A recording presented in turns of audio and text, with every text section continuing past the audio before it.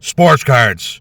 I'm going to talk about the best time to buy into individual players. Specifically, I'm going to talk about football cards, a way to get in on a player's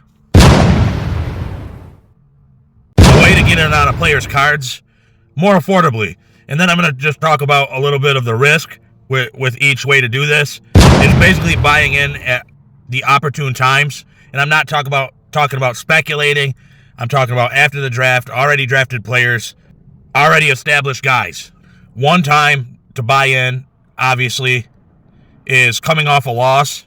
So early in on the season, if a team puts together a little streak of wins, values are always way up on these guys.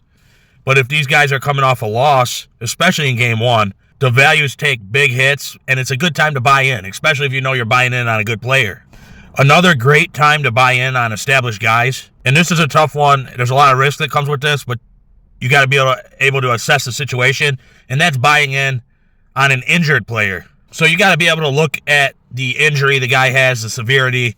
You know, a lot of these guys, they can come back from a lot of these injuries, but if they were already a great player, a lot of times they'll come back and they'll still be good. Maybe they'll be injury prone, not as great as they were, but it's just a good time to buy in or to be able to, purchase a card more affordably. You can buy in after a playoff loss, but you got to think of this thing as a graph.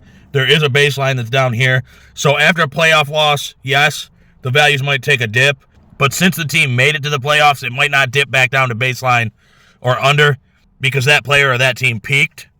But one great time to buy is in the offseason, and it's well before the draft, months out, before there's hype around the draft, because once the draft hits, there's hype, excitement builds, then the OTAs, then the preseason, and, once you find out who's starting, at that point, you might already be too late because starting players, they always take, their values always take a hike skyward, especially on rookies. So you got to be able to you got to assess your team's schedule, the guy you're looking at, because if they got like a weak schedule and you think they're going to string together some wins in the beginning, that's going to push values way up.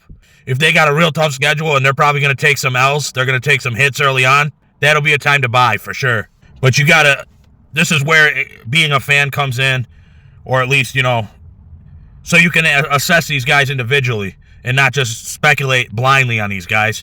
So that's a way to do it. Those are some opportune times to buy. Basically when teams are down, when players are down, and that's in unfortunate times.